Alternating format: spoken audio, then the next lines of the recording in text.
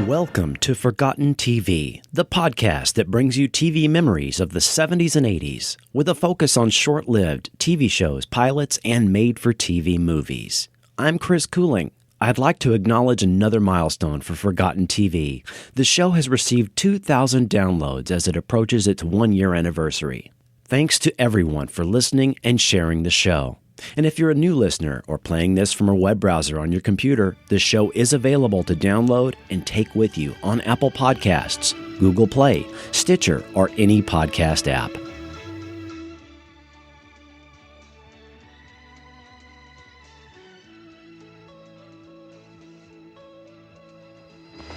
Today, scientific investigators the world over are absorbed by a fascinating question. On how many of these stars could life exist?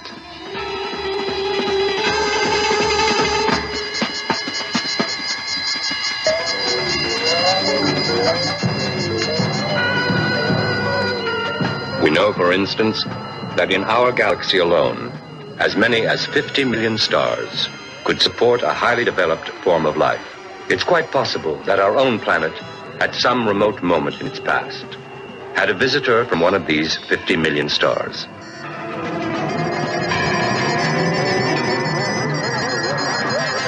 That is from the 1970 film adaptation of Erich von Daniken's 1968 book, Chariots of the Gods, which postulated that ancient extraterrestrials visited Earth in the distant past and influenced early human culture, including ancient sites like the Egyptian pyramids, Stonehenge, and the Moai of Easter Island, and that intriguing places such as the Nazca Lines in Peru were possibly landing sites for these visitors. Yes, long before Ancient Aliens and similar shows became current mainstays of cable TV programming, Chariots of the Gods instigated a worldwide interest in the subject that lasted over a decade. The pop culture impression of this book and film at the time cannot be overstated. The film was shown at public schools. The 1968 book was an international bestseller and spawned numerous sequel publications, as well as the 1970 film and In Search of Ancient Astronauts, a 1973 NBC TV special hosted by Rod Serling. Space. An endless tapestry of stars reaching toward infinity. Scattered through its vastness are 100 billion planets on which life theoretically could exist. If only 1% of that life is intelligent, there could be 1 million civilizations out there. And of that million, it is conceivable that one discovered the secrets of space travel. It is possible that ancient astronauts went in search of life beyond their own world and found it on the planet Earth. Is it possible that this planet Earth has been visited by travelers from outer space? Did they wander through the throbbing light years of the universe in search of other life and find it here?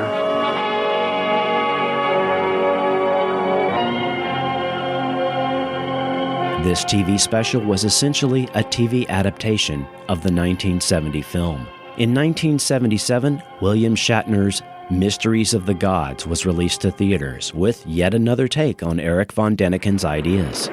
This rocket launched the Pioneer 10 probe into outer space. It is the first such projectile to leave our solar system. Its journey will last for over 1,000 years. Should some form of intelligent extraterrestrial life happen to discover it on its way, it will find a gold-plated aluminum plaque mounted on it. It contains information about our planet, a diagram of a hydrogen atom, our position in the universe, the beings who sent the craft, a man, a woman. Will this message ever be read? When? Where? By whom? At the very least, this plaque is proof that our scientists are taking seriously the possibility of intelligent life on other planets, other stars, far beyond our galaxy.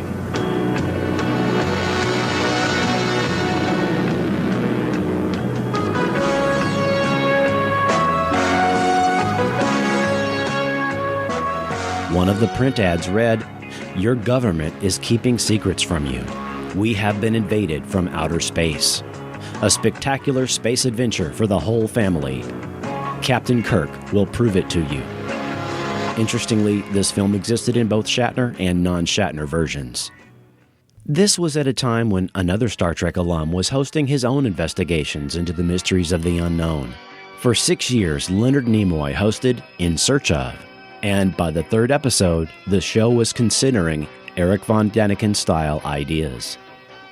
Yes, in the 1970s, these ideas fit right in at a time when Bigfoot, UFOs, the Bermuda Triangle, ESP, and anything and everything paranormal loomed large on both the big and small screen. Not only in the numerous pop culture-style pseudo-documentaries, but also in the scripted entertainment programming of the day.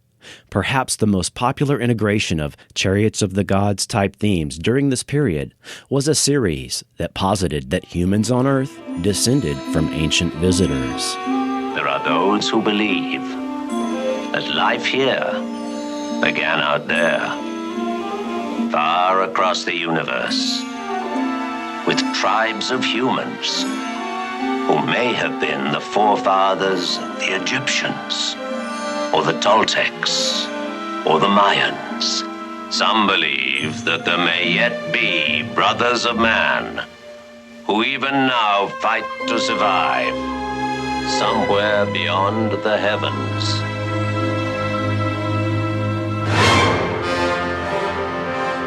"1978's Battlestar Galactica featured a ragtag fleet of humans that were brothers of man fighting to survive in distant space, and told us that Earth was founded by their lost 13th colony. Production design on this show featured ancient Egyptian styles. Characters played the card game Pyramid, and one episode was even shot on location at the Egyptian pyramids. One early 1970s show that considered paranormal topics was The Sixth Sense, created by Anthony Lawrence. For 25 episodes, Gary Collins and Catherine Farrar played a professor of parapsychology and his assistant, who attempted to solve supernatural crimes and mysteries involving ghosts, ESP, and all manner of psychic phenomena. Dr. Michael Rhodes, leading authority in the investigation of psychic phenomena and the world of ESP. Although you may have missed its original run, many people have seen The Sixth Sense as part of the syndication package for Night Gallery. Anthony and Nancy Lawrence would later create The Phoenix.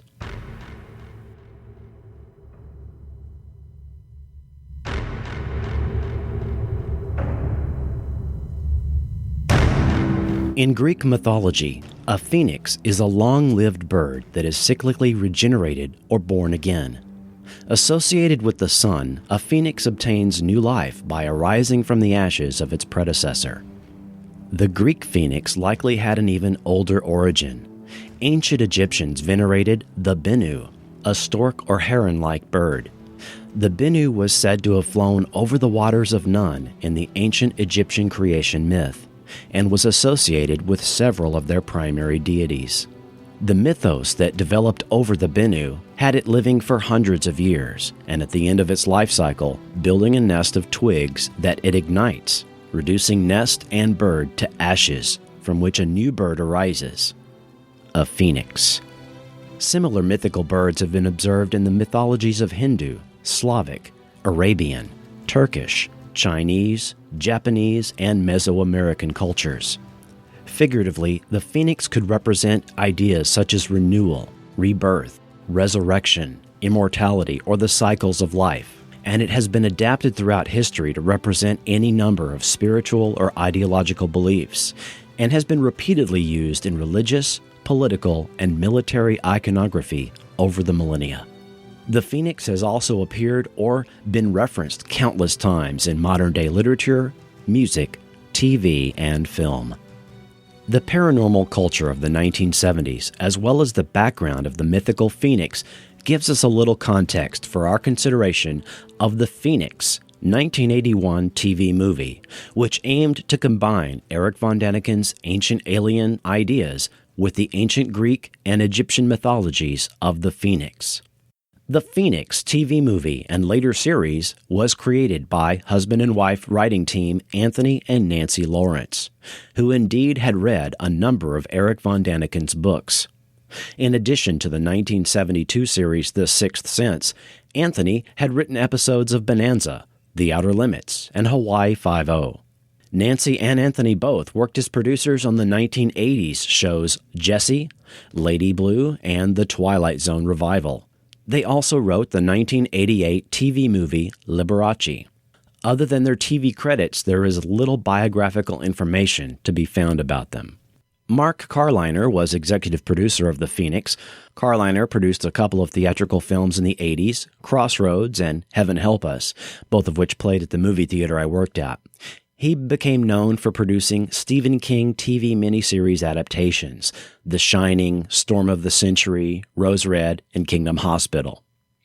The Phoenix TV movie aired April 26, 1981, and starred Judson Scott as Bennu, Shelley Smith as Noelle, and E.G. Marshall as Dr. Ward Frazier.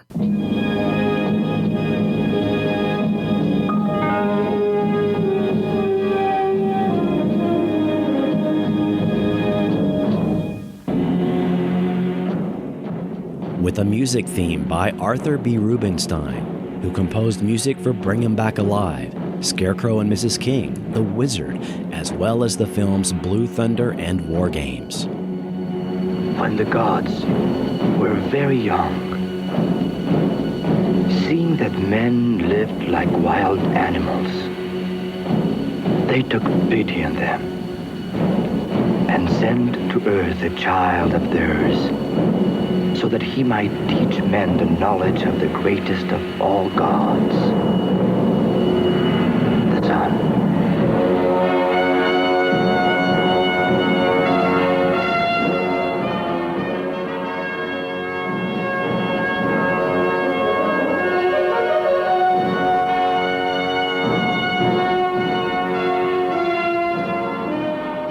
Act 1.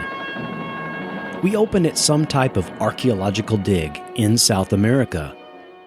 Dr. Ward Frazier visits the site and is ushered into a large subterranean chamber and into a lower burial chamber.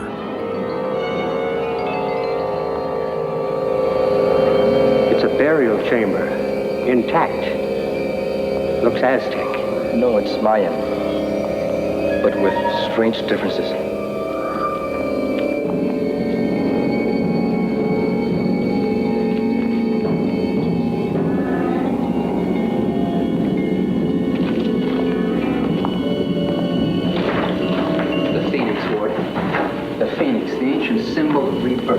The legend says that the Phoenix arrived from Arabia every 500 years, bearing its own ashes. Have you been able to figure out what the inscription's all about? It says, I am the Bennu of the golden light who brings incense to Osiris. But Osiris was an Egyptian god. Somebody's got their wires crossed. It looks hermetically sealed.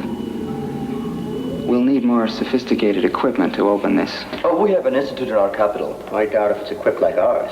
I don't think my government would allow you... See, Varga, we're not going to steal it.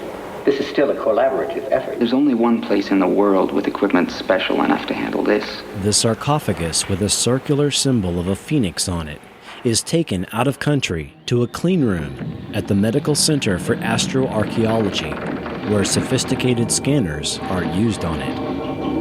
Large robotic arms slide open the lid, and we get a glimpse of a man submerged in liquid. The man is completely preserved and has a circular golden medallion hanging from a chain around his neck, with the same relief image on the sarcophagus lid of a phoenix rising from flames inside a triangle within a circle. The man is removed from the sarcophagus fluid and examined by the scientists.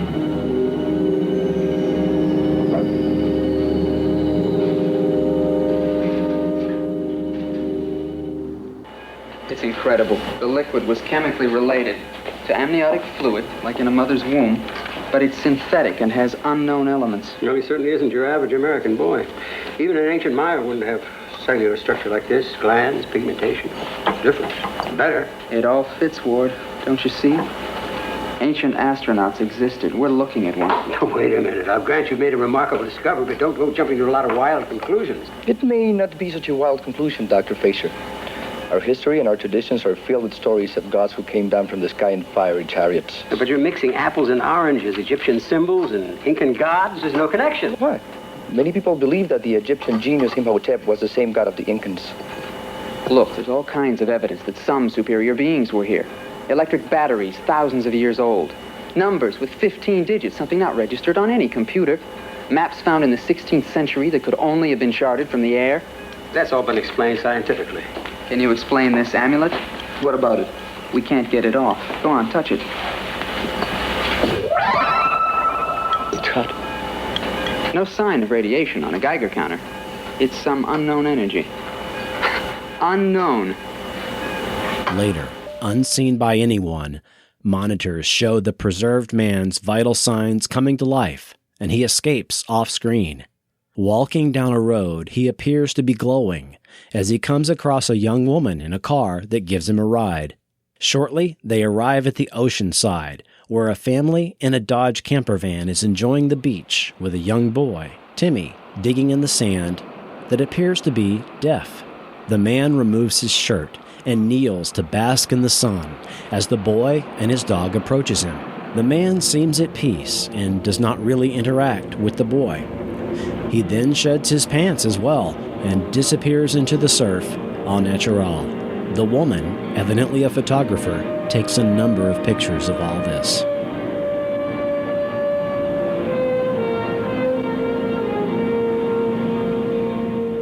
The female photographer is back at her canyon home examining the picture she took when we find the strange, tall, blonde man on her patio in a yoga pose, meditating.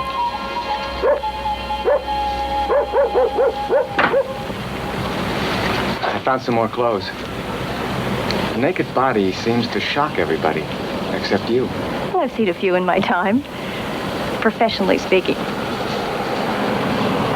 Hey, how did you... Oh, I'm a very good swimmer. I remembered about your house in the canyon and all the plants. They really do help me breathe. I never told you about all my plants or my house in the canyon. It's not nice to read people's minds. Sorry. Are you all right? Air conditioning. Positive ions. Oh, I'm sorry. I didn't know about that. Look, I don't understand. You come out of nowhere without your shoes and you glow and read minds and the plants make you feel good, but then the air conditioning makes you feel sick.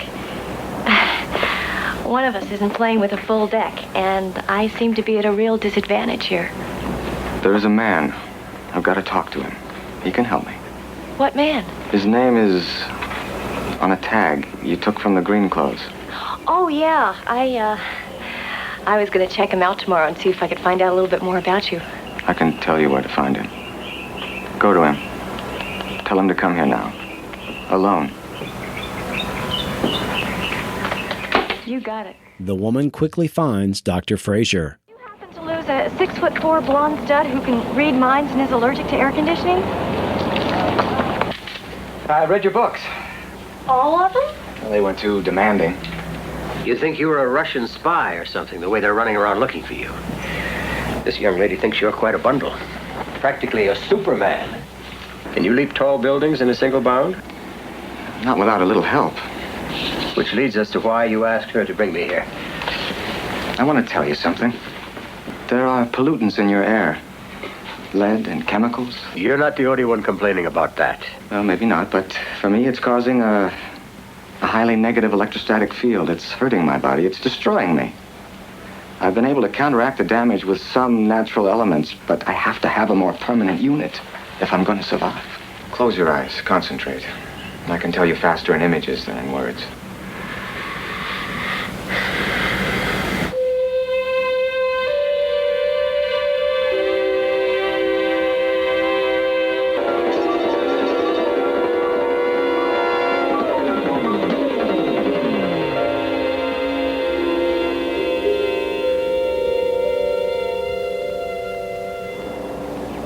Chemicals, minerals, radioactive elements. Things I'll need. You recognize them? Yeah, I think so. What is this? Physics and alchemy? Sounds like you're trying to change lead into gold. The making of gold from base metals is merely a discipline. It leads to enlightenment. It's a spiritual transformation. My people, like your ancient Egyptian alchemists, had the knowledge. They knew how to change basic elements into pure energy. And I must have that energy to live. Can you get these things for me? Get them? I just can't walk into any... If you can't get these things, I'll die. But why don't you just come back? Let the government get you what you need. I am not a thing to be used and examined. I did not ask to be awakened. I didn't ask to be stranded in a hostile place. You woke me. You disturbed my rest. Now accept some responsibility for my life. But these things you want, I'll need to get clearances. It'll take time and a great deal of money. Now, how much money do you need? $500,000. You'll have it within 3 days. The tall stranger intuits that a nearby gambling establishment is the best way to raise his needed funds. And we finally get names for our main characters. Hey, what do I call you? Do you have a name? It's Bennu. Bennu. That's interesting. Guess I don't have to tell you mine. Noel. I'll get the car. While she gets the car, Bennu pyrokinetically burns all the pictures Noel took of him. Meanwhile, the boy in the camper van points to a road sign and encourages his parents to head to Coral Springs, the same destination Bennu and Noel are headed. At the resort, Bennu quickly realizes the craps table is rigged and uses his powers to win several plays. This immediately catches the attention of the pit boss, who is present when Bennu reaches his $500,000 goal. He also telepathically directs the boy Timmy to choose a slot machine, winning his family a jackpot. And Timmy's mother recognizes Bennu from the beach as he leaves the casino. When the casino manager confronts the pair as they leave, Bennu calls him out for his rigged games. Soon a car chase ensues, and Bennu uses his medallion to blow up Noel's car as they escape into the desert, and the bad guys assume they are dead. Noel gets picked up by a truck and gets the money to Dr. Fraser. Act 3. Dr. Fraser and Noel meet up with Bennu at a farmhouse in the desert, but they've been followed. Meanwhile, Timmy continues to have thoughts of Bennu, and as a result of telepathic contact, is drawn to his location, and he sets out into the desert. His parents report him missing, and the mother casts suspicion on Bennu's motives for being friendly to the boy. Timmy's mother is played by Hersha Parody from Little House on the Prairie.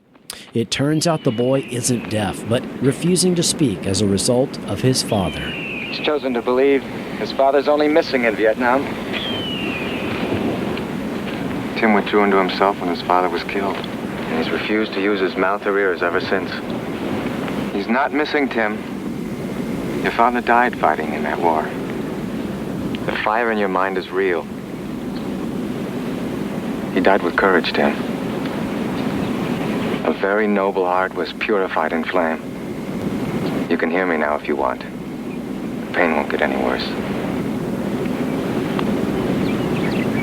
Tim, listen to me. I'll tell you a secret. There's a center deep inside of you that's made of pure energy. You know what that is? That same beautiful sun is right there, Tim.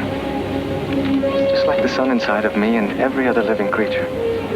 It connects us all with each other. It makes us all part of the same world. It's a pure gold light, a warm center that pumps strength and energy. And it's waiting for you to call it into action. Well, look for me to do it. Search for it. Believe it's there. Reach deep, deep inside with your mind. Call on it now, Tim. Believe in the golden light and call on it to help you. It'll come. Believe in the golden light. Help me! Help me! Timmy! Help me! Help me! Timmy! No! For the first time in years, the boy cries out, "Help me," which is misinterpreted by the police as they show up and shoot Bennu. Unnoticed by everyone, the Phoenix medallion dematerializes and transfers to around Timmy's neck, and he conceals it. Act 4. Back at the Medical Center for Astroarchaeology, Bennu is operated on and displays superhuman physical healing abilities on the operating table. His body seemingly healed, something still isn't right. Noel shows up to give him a heartfelt talk about the potential of humanity. Then Timmy comes in, and we come to understand why the medallion went to him earlier. You can say it out loud, Tim. We don't have to talk in pictures anymore.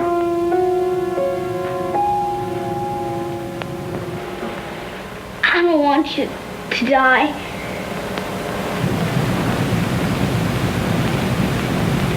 Maybe, just maybe, I've chosen the wrong time.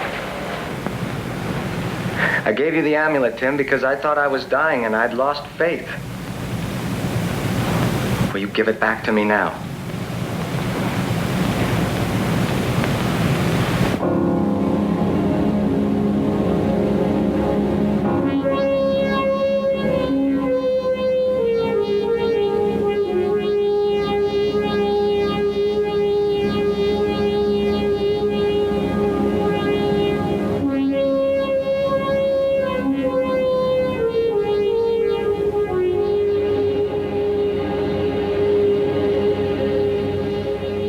The medallion dematerializes and returns to Bennu.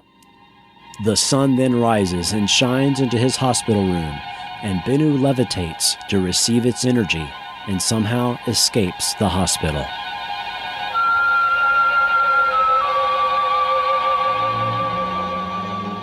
Act 5. Outside, Timmy helps a still weakened Bennu into Noel's getaway car. Ignoring Bennu's precognitive warning of an unseen semi-truck approaching head-on on a bridge, Noel swerves and plunges the car into the river below. Timmy is retrieved from the river, but Noel is not, and her injuries do not allow her to be saved, even with Bennu's powers. Bennu and Dr. Fraser perform a hillside burial of Noel. I couldn't save her. I tried, but I couldn't. Like she said, some Superman. But you've made such a difference in everyone you've touched. Noel, Tim, even an old acid warrior like me. That's the lock between our worlds, Bennu. Help us not to seal off our maybe last chance. Your needs are special. Your powers are special. Special to what end? Will there be another Noel in your world? There's little I want, or even ask for. But I do want to know you before I die. To call you a friend. I don't know why, but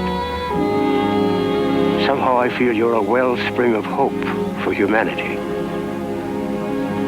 Perhaps. I'm still not sure. But it's out there somewhere.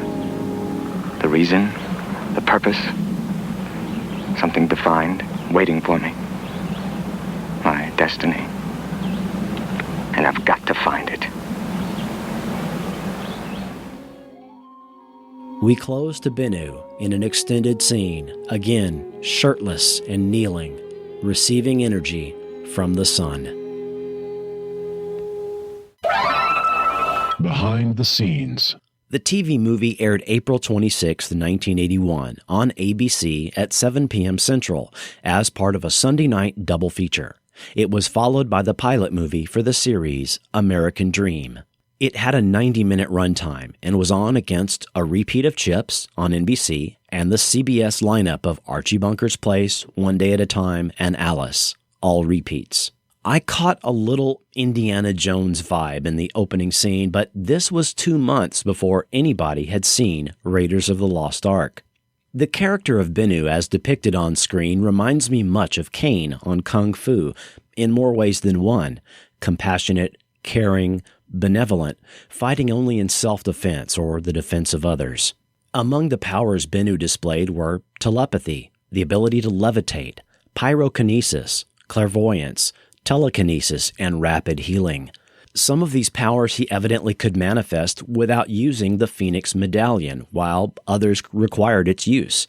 The series Bible would refer to this as cosmic energy, which he uses to supplant his own natural metaphysical abilities, which must be replenished. If the Phoenix medallion which supplies that radioactive energy should be lost, stolen, or smashed, his talents are appreciably reduced. The Lawrences wrote the script for this TV movie in 6.5 days after getting approval from ABC. The resulting film was almost what they originally envisioned. Watching this now, it is clear a Superman Messiah allegory is weaved throughout the film. Superman is directly mentioned several times throughout, and we get an on-screen death conspicuously like the ending of Superman the movie, with lines very similar to those of Kal-El from the film. I couldn't save her. I tried, but I couldn't. Like she said, some Superman.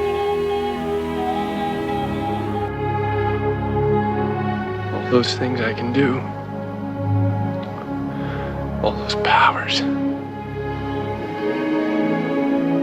And I couldn't even save him.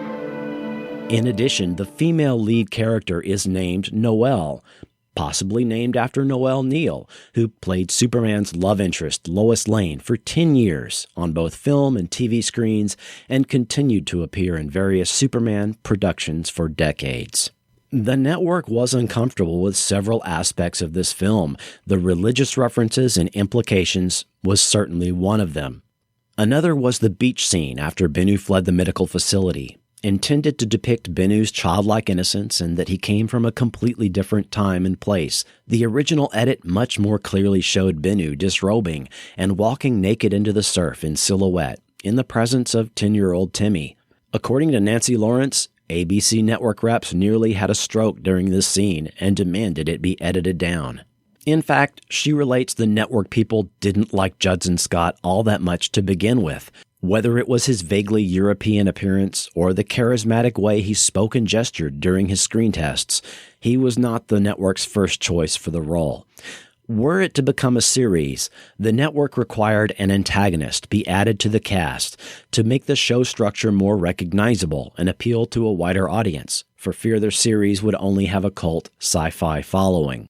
The Lawrences wrote 5-episode scripts and fleshed out a series Bible, a reference document used by screenwriters for detailed background information on a television series' characters and settings, and ABC got their antagonist.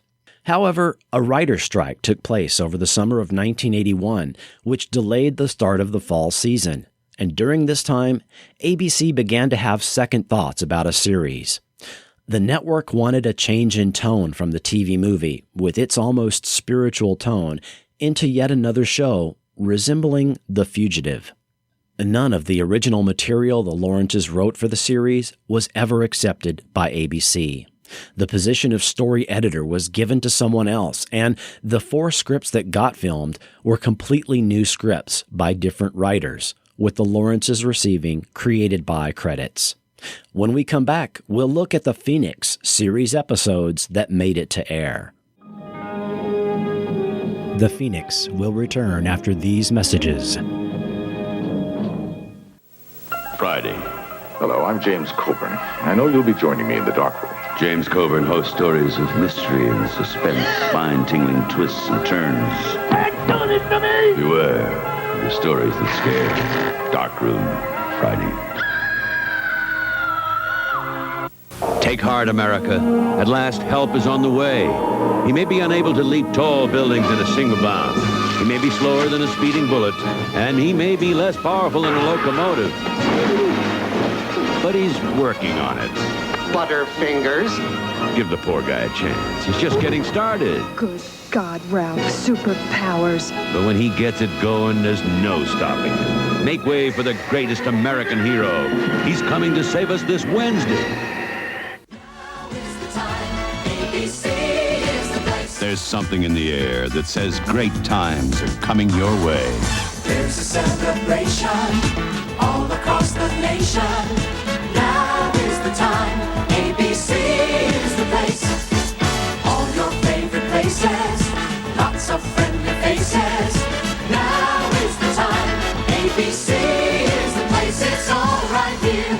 you know your favorite shows. It's all right here on ABC this year. ABC. We know what you're after.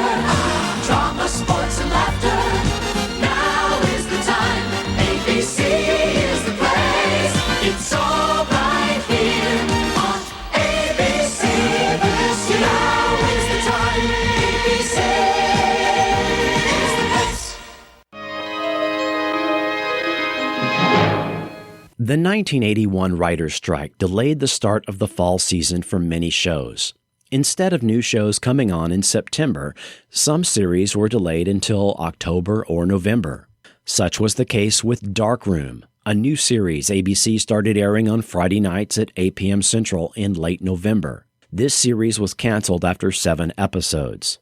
After several weeks of specials and out-of-time slot one-off airings of odd shows, the Phoenix TV movie re-aired March 19, 1982, nearly a year after its initial airing. The following week, regular one-hour episodes began airing in that 8 p.m. time slot and did so for 4 consecutive Friday nights. Let's cover each of them, then talk behind-the-scenes info. Episode 1, In Search of Mira, and TV bad guy Richard Lynch joins the cast as the main series antagonist as Justin Preminger. And let's hear the new opening segment. Long ago, in a remote corner of the world, ancient astronauts landed from a distant planet with a gift for mankind, the Phoenix. For 1,000 years, he has waited, suspended in time. Now, he's awakened to complete his mission.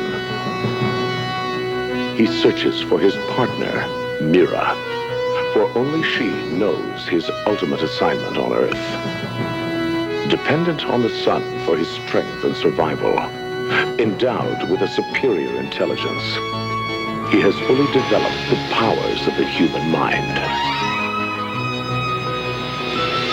Relentlessly pursued by those who seek to control him, he must stay free.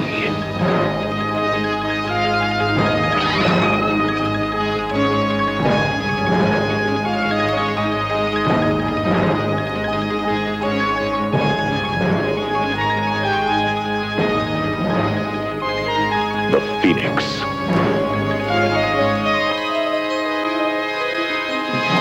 As explained in the opening, a new story element is added, not mentioned in the TV movie. Bennu begins his search for Mira. He only knows that she is buried above the 30th parallel at any of about 2,000 potential Indian burial sites. In this episode, Justin Preminger is some type of government agent assigned to capture the Phoenix at any cost. The idea of Bennu needing to construct an advanced machine to keep him alive on Earth is dropped. Bennu happens upon a murder and escapes from the killers by catching a ride with a local farmer. The next day, the farmer's daughter takes Bennu to Indian Peak to search for Mira, unaware that the killers plan to frame Bennu for their crimes. Episode 2, One of Them, with Andrea Marcovici and Mark Alaimo, who would later be a regular face on Star Trek Deep Space Nine as Gul Dukat. An exhausted Bennu is being chased through the woods by Preminger and a posse of lawmen with tracking dogs. Bennu uses his powers to mislead the dogs and gets telepathic impressions from Mira, as well as from Yago, Bennu's enemy from his home world. Researching a terracotta stone from Peru, he contacts an archaeology professor who leads him to a burial site in Mesa Grande, Arizona. In a very Raiders of the Lost Ark scene, he uses a cogstone on top a wooden dowel to throw a beam of light and causes a phoenix symbol to be revealed in a stone boulder. Bennu presses his medallion into the symbol, and the entrance to a cave opens. Inside, he has a vision of Mira and encounters Yago. It turns out Mira was originally there, but was moved. Left for him is a large black crystal. His search is complicated by Preminger, who is one step behind him, and by the professor's jealous ex-boyfriend. And we get a nice episode tag at the end with a little girl who notices Bennu's black crystal. What What's that?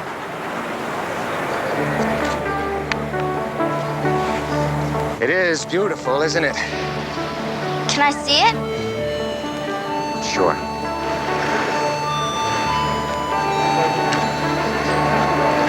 Boy, I've seen a lot of rocks in school, but never one like this. What is it? It's part of a meteor. You mean this came from outer space? Yes? Oh, there are more beautiful things whirling around up there than we can even ever imagine. Did you see that story on TV about the lady archaeologist who thinks that spacemen landed in Arizona 1,000 years ago? No. Do you think something like that could be true? I guess it all depends on whether or not you're a dreamer.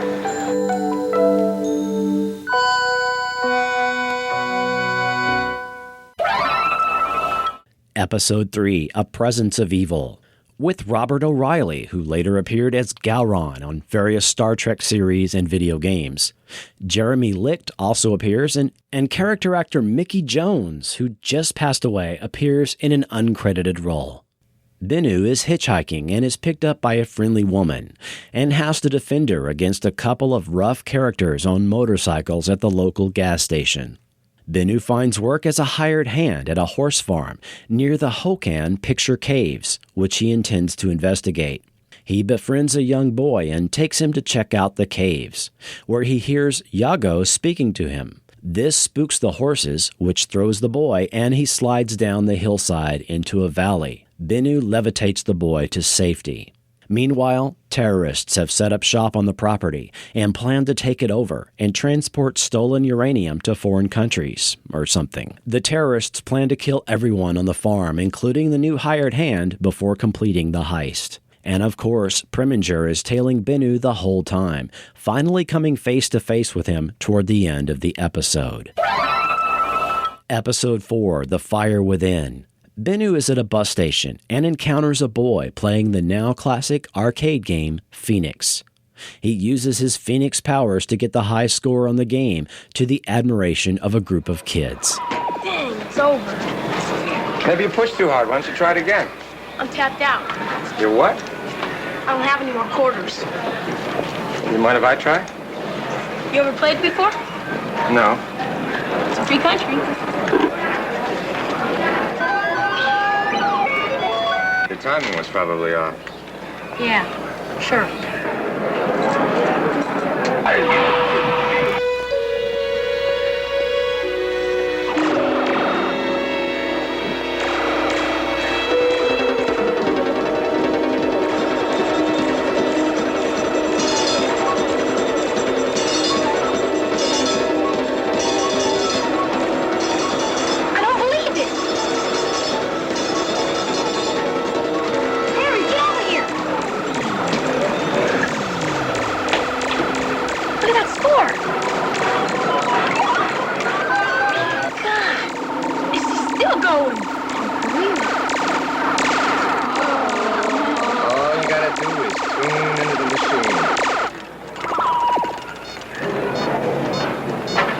Too bad. How'd you do it? Hand-eye coordination. You just gotta become the machine. Do it again. Show me how you did it. I'm sorry, I gotta go. 5 free games. And they're all yours, guys. Thanks a lot. I'll go first. Later, at the outskirts of a city park, Bennu is sitting, absorbing sun energy, and nearby, a little girl is threatened by a rattlesnake. Bennu touches the ground, communicating to the snake to leave, and greatly impresses the little girl. Her father is a wealthy contractor who gives him a job at a construction site. The foreman takes a dislike to Bennu, and we experience some conflict on the construction site. During his off time, he is investigating Indian burial sites in the area. He also befriends the adult daughter of the businessman, who reveals to him that her father's partner may be swindling the company. Bennu convinces her to examine the accounting records, unaware that the swindler has hired an arsonist to set fire to the building. Soon, they are trapped in the burning structure, and Bennu has to use his Phoenix powers to save her, as well as levitate a box of kittens out of the fire. And at the end, Preminger is prevented by a traffic jam from catching up to Bennu. And just like that, after 5 weeks, The Phoenix was TV history. Behind the scenes. This is the shortest-lived TV series I've yet considered on Forgotten TV. And initially, I really had to dig for behind-the-scenes information. Much of the information regarding the production, scheduling, and cancellation of this now 36-year-old show is likely lost to history. Most websites simply have one entry about it, something along the lines of, "Hey, remember that show?" One of the better sources of information I found was a fan site run by Diane Mullen that is no longer online, and I had to use the Wayback Machine at the Internet Archive to read it. I could not find any Nielsen ratings information on The Phoenix, but the ratings could not have been good. During its short run, it was up against CBS powerhouse Dallas at 8 p.m. Central on Fridays, which often was the #1 watched show of the week. The Phoenix's lead-in was Benson and Barney Miller, quite a shift in tone for the ABC Friday evening. In future weeks, the time slot would be occupied by specials and movies until the fall, when The Greatest American Hero made its second season debut in the same Friday time slot. Of course, ratings may not have been the single deciding factor regarding the shutdown of the show. I mentioned earlier the aspects of the TV movie the network wasn't comfortable with, and ABC required a change in tone and the addition of story elements that were typical TV series tropes of the day. From the first episode on, we see the addition of Preminger, who would pursue Bennu as he searched for Mira, who knew his assignment on Earth. Neither of these elements were present in the original movie. Yes, as Nancy Lawrence said, that was the network mentality. Everything has to be like The Fugitive. She related that the series episodes bore little resemblance to the original intent and doubts ABC ever read the series Bible, which fully outlined Bennu's ancient alien origins, home planet, as well as a complete backstory for Bennu's enemy, Yago, all of which were significantly watered down for the series. If you'd like to read the series Bible, you can find it on the Forgotten TV website and Facebook page for the show. As Nancy said, they wanted more of a simplistic children's show, and then The Fugitive thing came in. We felt it had to be more of an anthology to have the latitude to bring in other characters from this planet and from his, but the network put it within stricter bounds, and it didn't work. Thus, from the first episode, we are given a series with the fugitive element, making the show much like Kung Fu, The Incredible Hulk, Lucan, just considered in the last podcast, and countless other series, and the show immediately falls into the typical episodic adventure TV tropes of the day, with Bennu encountering terrorists, motorcycle ruffians, arsonists, and jealous ex-husbands, all while being pursued by the series antagonist. Wikipedia and several blogs all state 4 episodes were scripted but never filmed. I actually found a 5th one as well, so let's take a look at those. And there is some script title confusion, as we shall see. Trial by Fire. Bennu, nearly disabled by solar flares and extreme pain, stows away on a small plane, hiding in the cargo bay. When the plane crash lands in the desert, he and the 5 passengers and crew must work together to stay alive. Bennu helps all of them survive while at the same time helping heal the emotional breach between a father and son. Deadly Cargo. Bennu covertly climbs on board a truck hauling toxic waste in Georgia. Thrown from the truck, he hits his head and wakes up with amnesia. Taken prisoner as a hijacker, he ends up on a work farm where he comes to the aid of the warden's 2-young wife, Willow. Freeing himself from the prison, he and Willow attempt to dispose of the toxic waste that is killing people and causing Bennu's continuing amnesia and failing health. The Star Needle. While wandering near a Kansas City zoo, Bennu becomes involved with a young mother-to-be, Reagan, and her special baby. When her drunken husband is murdered, Bennu must protect Reagan from the killer. Preminger sweeps upon Bennu and captures him.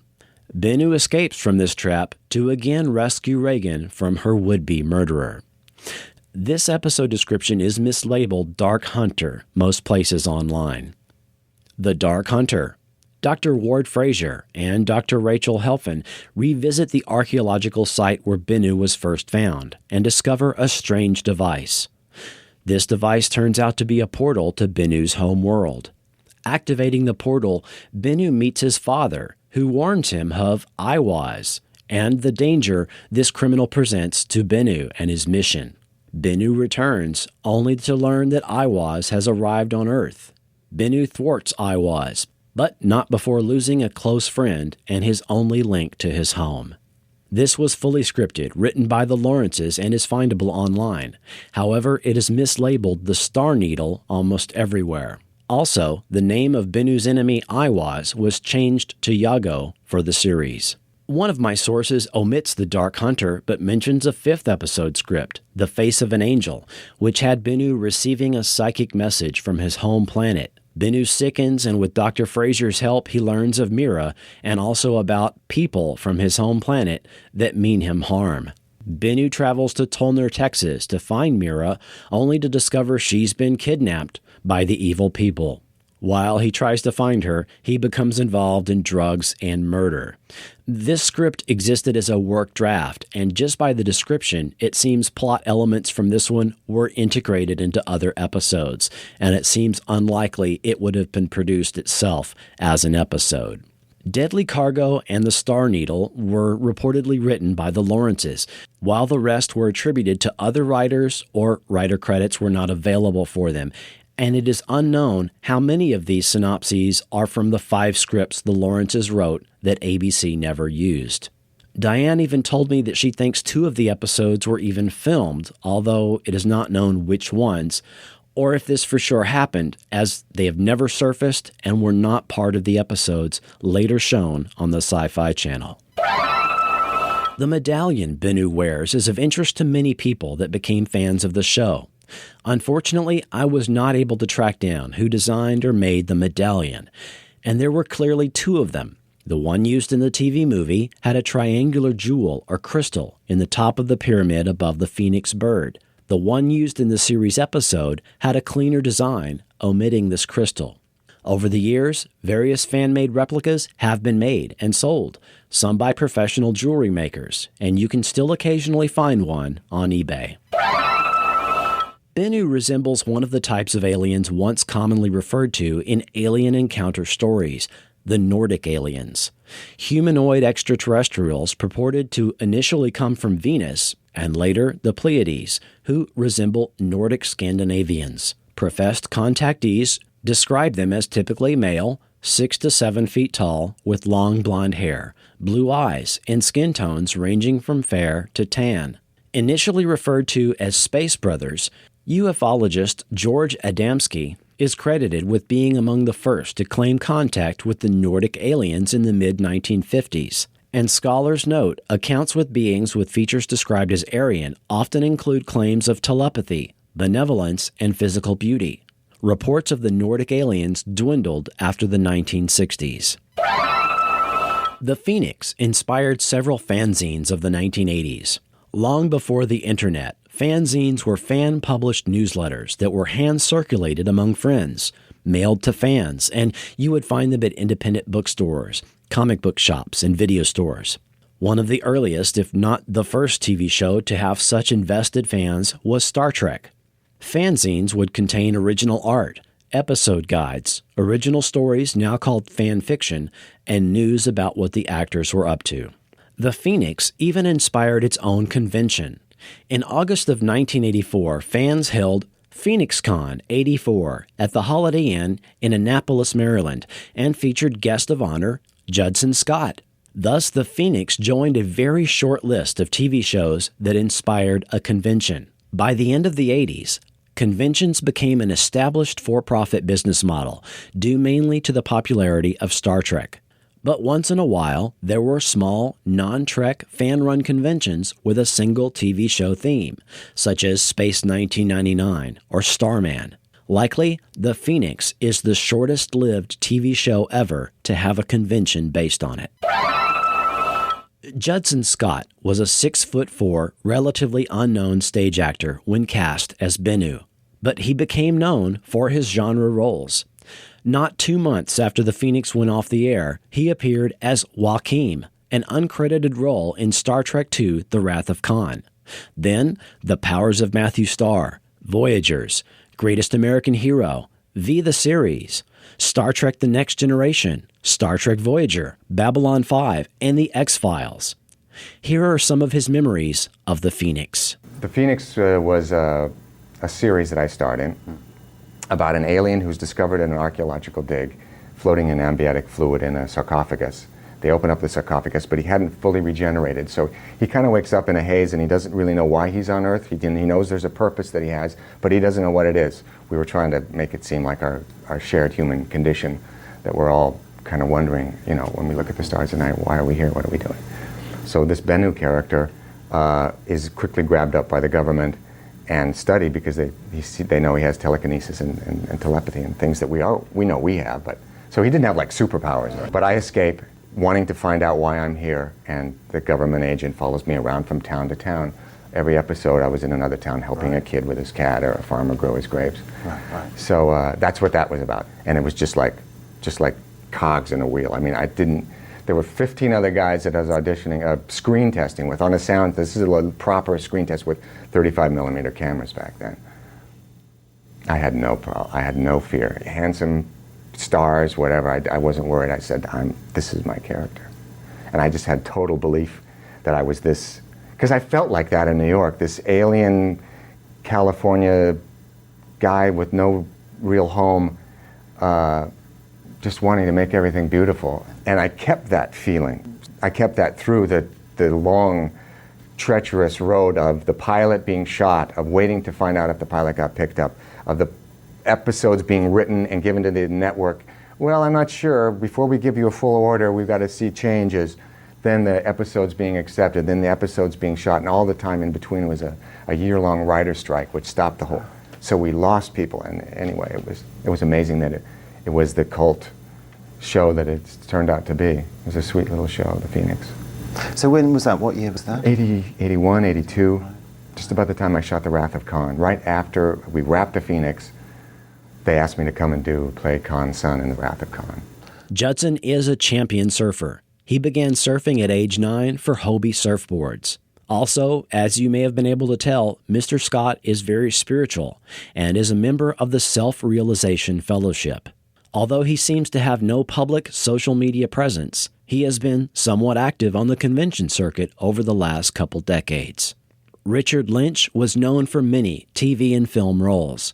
He almost always appears as a villain and was on Buck Rogers, the 1979 TV movie Vampire, Galactica 1980, Manimal, Automan, several Full Moon Entertainment direct-to-video films.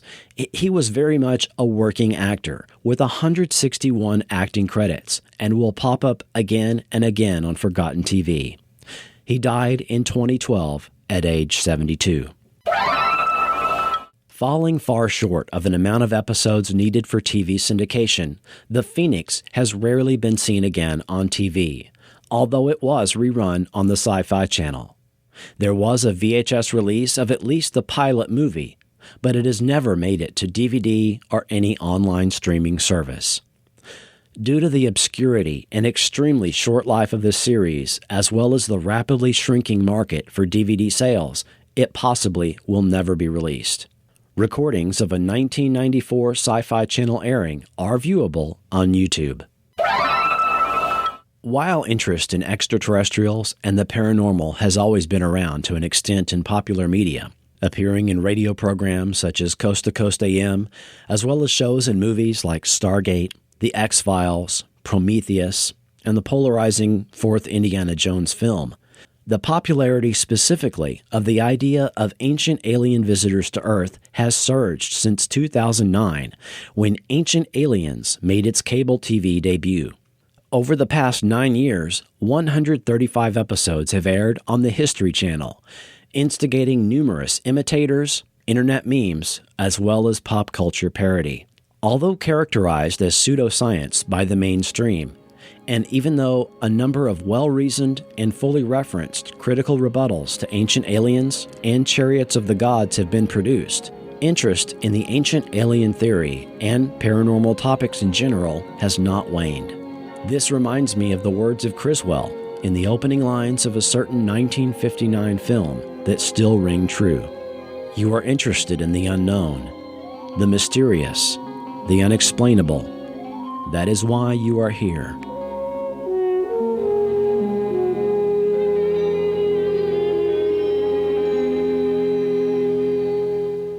Next time on Forgotten TV.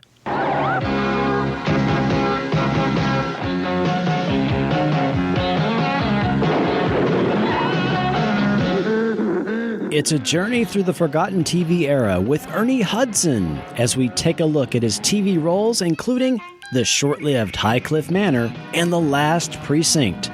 That's next time on Forgotten TV. Oh, you guys.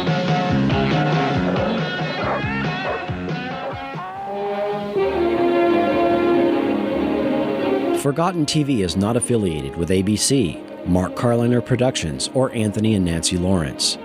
The Phoenix and other mentioned series and associated characters are the property of their respective copyright holders, and no infringement is intended. Audio clips are included for the purposes of review, commentary, and criticism only, and are not intended to infringe.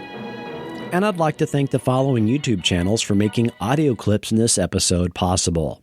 LeBrec Fun Channel, That's Cool, Weird Lectures, In Search Of, NBC Classics, Sixth Sense 1972, Pizza Guy 2002, Nanto's Commercial Breakdown, VPR 2B, as well as TimeTravelTV.com and the book Science Fiction Television Series 1959 to 1989 by Mark Phillips and Frank Garcia. The Phoenix background music track was composed by Mattia Cupelli, with special thanks to Diane Mullen, Marli Kennedy, and the Judson Scott Fan Club on Facebook, as well as the Phoenix starring Judson Scott Facebook page. Forgotten TV is a member of the Frequent Wire Podcast Network. Listen to other great podcasts by clicking the link to Frequent Wire in the show notes. And remember to listen to Walnut Grovecast, where we discuss episodes of Little House on the Prairie. Be sure and like the Forgotten TV Facebook page and follow Forgotten TV on Twitter. All of that is linked up for you at forgotten.tv. I'm Chris Cooling, and this has been Forgotten TV.